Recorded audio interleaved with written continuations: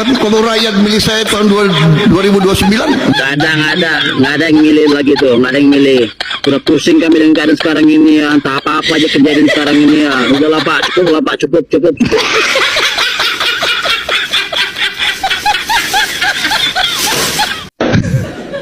Selamat pagi orang-orang pembisik presiden yang bilang kalau penggilingan padi bisa untung 2 triliun per bulan. Kalian menghitungnya udah bener apa belum sih?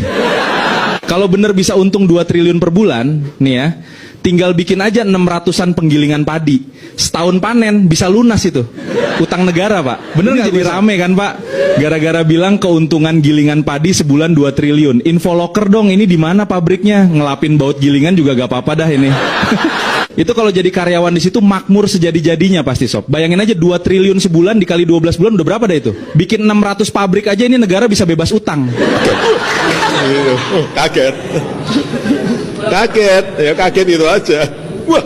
Oke guys, seperti lagi nyerocos politisi medsos lagi dan lagi guys ya, ledekan lucu serta sindiran keras nih buat Bapak Presiden Prabowo. Kemarin kita kan udah sering bilang ya bahwa semakin hari pidato beliau ini memang semakin cocok guys ya. Kemarin lagi dia bilang soal harus pakai genteng gitu ya, kalau pakai seng itu nggak sehat.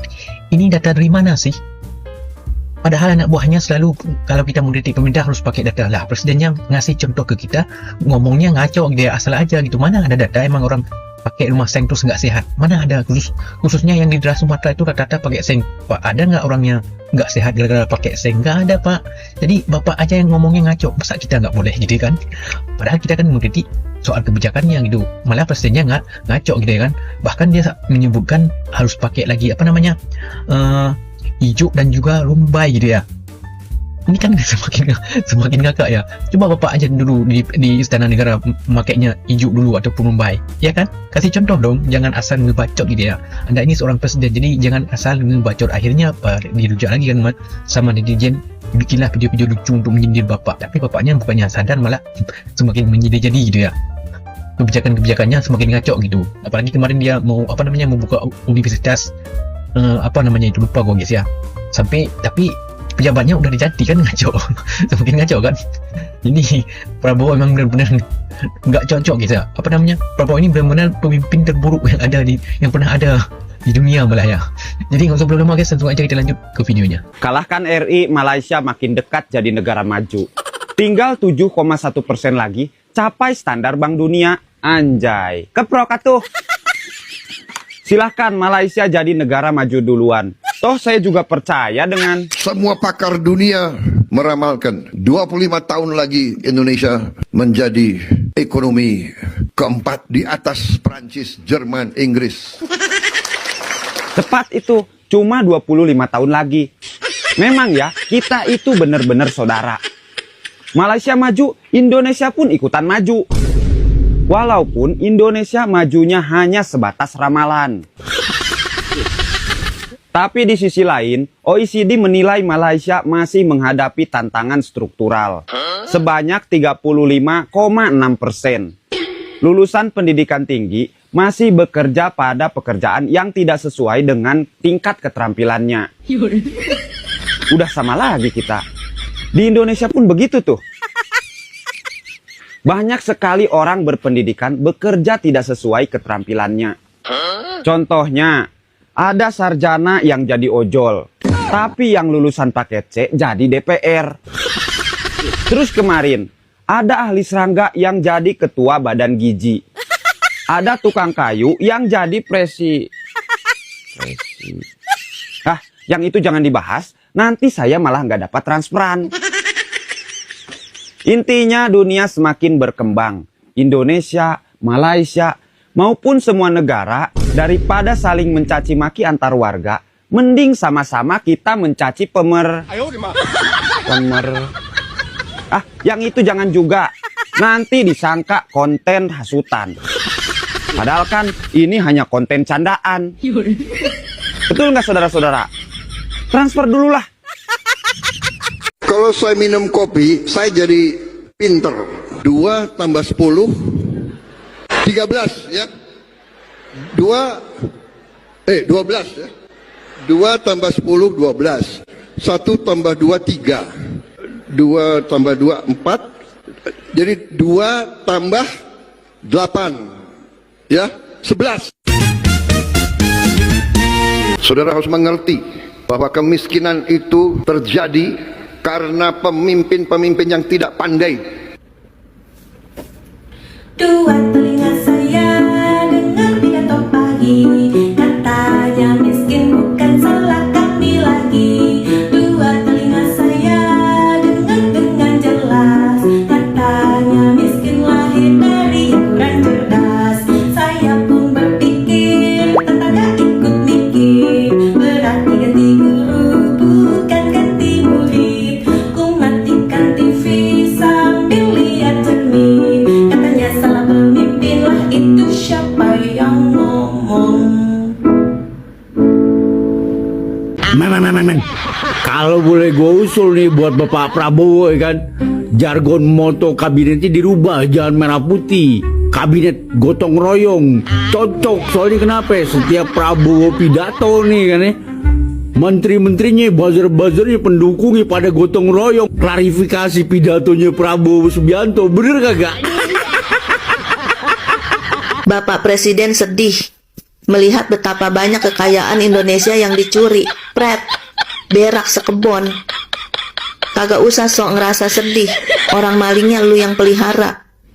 Buktinya dia udah ketahuan nyolong pun nggak ditangkep, nggak dipenjara, malah dibela, dilindungi sama pengacara yang jarinya bening tapi otaknya butek, yang ngakunya kagak butuh duit tapi haus akan kekayaan.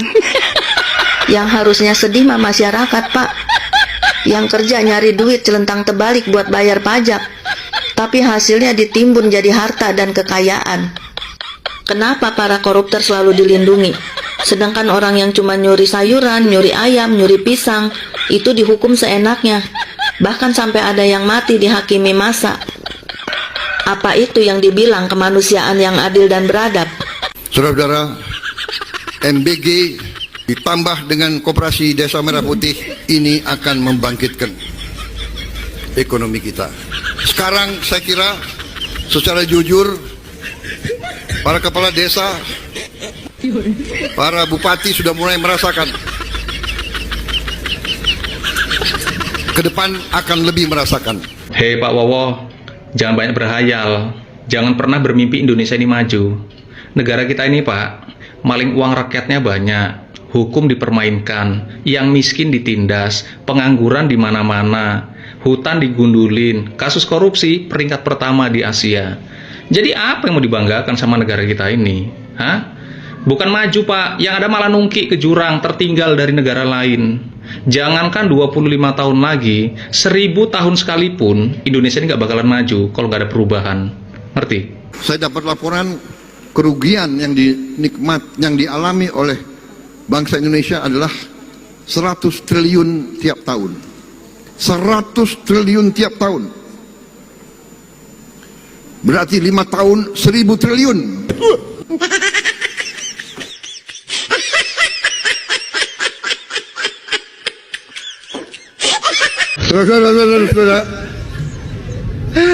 Saudara-saudara, hutang pemerintah kita naik terus. Ya kan? Tadi 95 juta orang masih hidup miskin. Hutang pemerintah naik terus. Sekarang hitungannya naiknya adalah 1 triliun tiap hari. Hutang. Ada yang mengatakan, oh utang banyak tidak menjadi masalah, ya kan? Tapi para ahli yang mengerti tahu bahwa ini utang ini mengancam kedaulatan negara kita. Baca nih ya, survei SMRC, kepuasan publik anjlok drastis. Prabowo kalah jika pemilu digelar sekarang. Setuju ya? Sekarang misalnya disandingkan nih, Prabowo kandidatnya lawan SpongeBob juga saya coblos SpongeBob ya. Publik pun udah gak puas ya. Masa anggaran buat pendidikan gak ada tapi anggaran buat yang lain banyak, ada-ada aja. Malah anggarannya dipakai buat bikin program yang gampang dikorupsi. Buktinya kepalanya aja korupsi ya. Dadan MBG itu ya. Kalian tahu nggak, ada negara bekas jajahan Belanda yang pemimpinnya banyak ngomong. wakilnya jarang ngomong, menterinya asal ngomong, parlemennya cuma ngomong, tapi rakyatnya nggak boleh ngomong. Itu bukan Indonesia ya. Kalau Indonesia tuh negara yang luar biasa korupsinya, luar biasa hukumnya, luar biasa pajaknya, dan segalanya serba luar biasa. Tambahin ya di kolom komentar. Aslinya bangsa Indonesia tidak pakai seng. Kalau perlu kita kembali pakai ijuk, kembali pakai rumbai. Kalau tidak kita harus cari. Ini bukan cerita horor lagi nih. Ini horor level dewa. Aslinya bangsa Indonesia tidak pakai seng. Kalau perlu kita kembali pakai ijuk. Orang-orang muda sudah kena kanker paru-paru. Padahal dia nggak merokok. Dari mana? Ya, dari karat. Pak, izin ketawa Pak ya.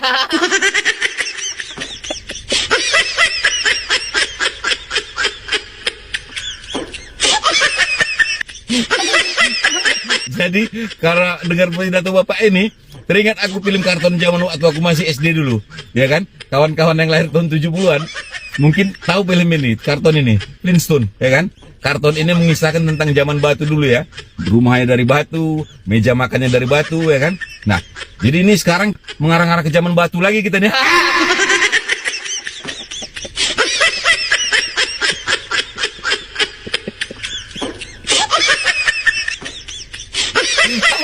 Udah itu, siapa yang bisikan sama Bapak tadi? Bahwa kalau pakai eseng bisa kena kanker.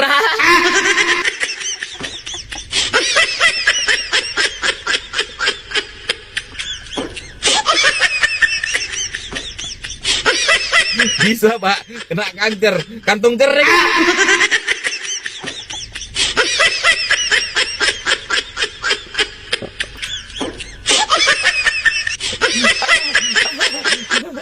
Asal jangan ada pengumuman besok-besok ya kan Pak, bahwa kita kembali ke zaman Adam, ya kan? Gak boleh pakai baju dan celana, semua harus diganti sama daun-daun.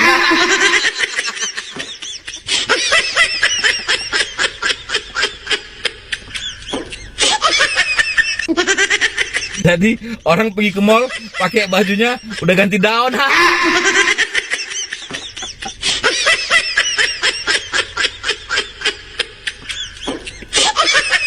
Orang pergi berenang ke kolam renang nggak pakai celana renang lagi, pakai daun.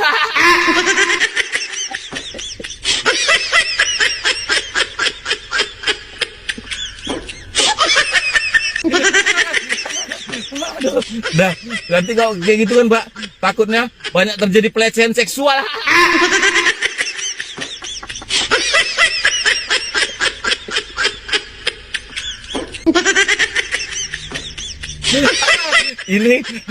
Ini bukan cerita horor lagi nih.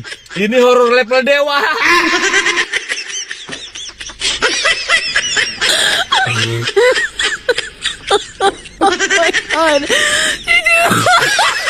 Oke, kita sangat sepakat dengan pernyataan Presiden ini. Kalau bisa bahan percontohan itu istana Presiden atau rumah kediamannya diganti dengan atap ijuk sama rumbai, ya kan? Atau yang lagi hits itu kalau bisa dapurnya MBG itu, dapur MBG sama dapurnya Kopdes diganti dengan atapnya atap ijuk sama rumbai. Gimana? Setuju gak kalian? Kalau saya sih setuju. Ya elah, gini amat punya presiden ya. Oh alah Pak. Dalam kondisi musim seperti ini, kondisi negara seperti ini, rakyat bisa bangun rumah pun itu udah syukur alhamdulillah loh Pak. Malah sok-sokan ngatur masalah genteng. Ya kalau orang kaya jangankan pakai ijo atau pakai genteng lah, kita mau pakai atap yang terbuat dari emas 74 kg milik si Febri itu pun gak masalah kalau orang kaya. Tapi kalau kondisi rakyat yang gak punya, bagi kami yang penting atap itu ada atapnya gitu loh. Mau pakai seng, pakai genteng, mana yang ekonomis itu yang diambil. Dikira genteng murah apa? Terus ini malah masih solusi pakai hijau. Dikira rakyat mau kembali seperti Tarsan apa gimana ini? Apa-apa. Boyo ngurusi hal-hal yang lain yang lebih darurat kan masih banyak gitu loh, kok malah ngurusin genteng.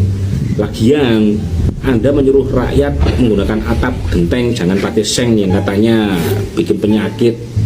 Tapi proyek kebanggaan Anda, Koperasi Desa Merah Putih, itu Anda pikir mereka pakai genteng, dia pakai seng. Kalau gue percaya, nih tak tunjuk ini nih.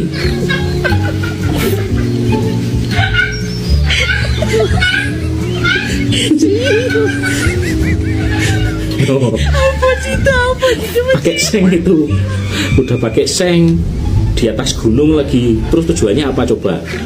Ya tapi jangan seujuan dulu lah. Mungkin tujuannya untuk melayani orang-orang yang tersesat di gunung agar tidak mati kelaparan. Jadi diciptakan atau dibangun kopdes di gunung. Walah Pak, gini amat punya presiden.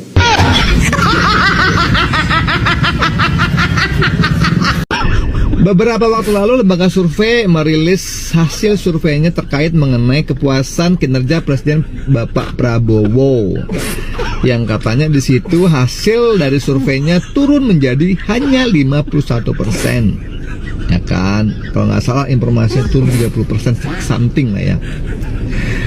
Dan gue nemu nih postingan di New Dots. Nah kayaknya yang punya akun juga membuat rilis kecil-kecilan untuk netizen. Dan parahnya netizen ini, tengok tuh, dari 13.000 responden, masa kepuasannya cuma 1%. 1% loh. Hah? Gue sih masih menghargai ya apa yang disampaikan oleh SMRC. 51% kalau pemilu masih menang. Lah lu 1%, itu aja udah termasuk gue tuh ngevote. Lu ya netizen, lu jahat kata gue. Masa sih gak ada sedikit pun rasa kepuasan lu sama apa yang dilakukan oleh Presiden Prabowo? Padahal biaya APBN yang udah dikeluarkan oleh beliau itu udah, aduh, gak terhingga. Hah? Gak ada tuh yang nyantol di hati lu, gak ada.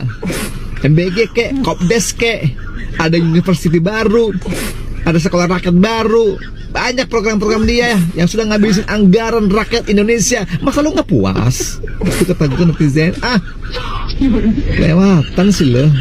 Gua aja tuh vote puas. Ya walaupun karena kasihan aja gue sih. Lu sih jahat. Jadinya gue vote puas deh jadinya.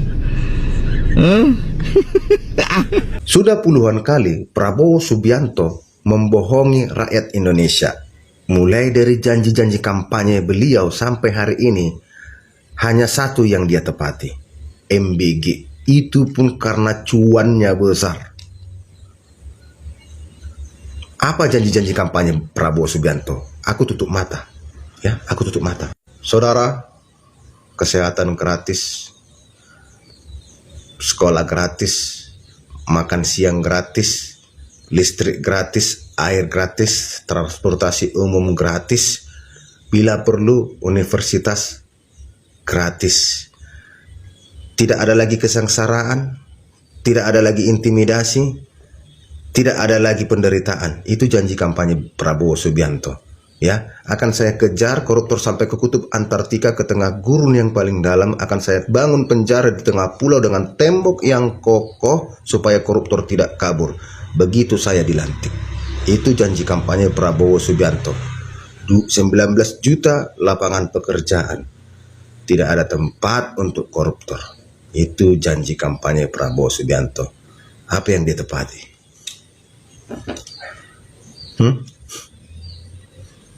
Prabowo berulang kali membohongi rakyat Indonesia. Beliau yang mengatakan efisiensi, hemat anggaran, tapi beliau memboroskan anggaran untuk hal-hal yang sama sekali tidak disetujui rakyat. Jadi sebenarnya Prabowo ini presiden rakyat Indonesia atau apa? Rakyat banyak menderita, rakyat butuh pertolongan, tapi yang dilakukan Prabowo yang tidak dibutuhkan rakyat, tapi disukai pejabat-pejabat di istana, disukai penguasa-penguasa di istana. Karena apa? Kuenya ini bisa dipotek-potek ini. Ketika rakyat meminta bantuan tunai langsung ke rekening orang tua, mereka tidak mau. harus bertangga, berjenjang, supaya apa? Dipotek-potek kue ini. Dan itulah cara pemerintah sekarang membalas budi hutang politik. Sekaranglah makan kroni-kroni itu. Sekaranglah berpesta, menikmati. 4 kali kalah. Kapan lagi balik modal? Kapan lagi mengambil untung? Sekaranglah. Jadi aku tidak takut mengatakan ini. Mati pun aku nggak peduli. Rakyat Indonesia harus sadar. Prabowo Subianto bukan presiden rakyat Indonesia, tapi presiden teman-temannya. Prabowo mengatakan, anak muda harus bisa membuat mobil sendiri, harus bisa membuat motor sendiri. Janjinya akan membangun sekolah kedokteran dan engineer, ya. Tapi seminggu kemudian berbalik, malah akan membangun Universitas Republik Indonesia. Belum ada universitasnya, tapi sudah ada pejabat tingginya, gubernurnya, ya. Dan dari militer, masuk akal nggak? Jadi Prabowo Subianto ini presiden terburuk dalam sejarah dunia. Terburuk. Prabowo menganggap Indonesia ini mainannya. Uang rakyat, nasib Indonesia, nasib arah Indonesia di tangan Prabowo hancur. Harusnya Prabowo kalaupun ingin membangun universitas yang berkualitas, yang unggul, harusnya mencari pimpinan universitas ini yang benar-benar berpengalaman, profesor, ya, mantan-mantan rektor atau apa. Ini dari TNI. Aku bukan menyepelekan TNI, tidak. TNI ini kan pendidikannya pertahanan, ya udah khusus di pertahanan saja, strategi perang saja. Pendidikan ada bidangnya. Kacau negara ini, di tangan Prabowo kacau negara ini. Sampai kapan kita seperti ini? Kalau kita biarkan Prabowo ini terus-terus seperti ini, ya ini ya seperti apa ya?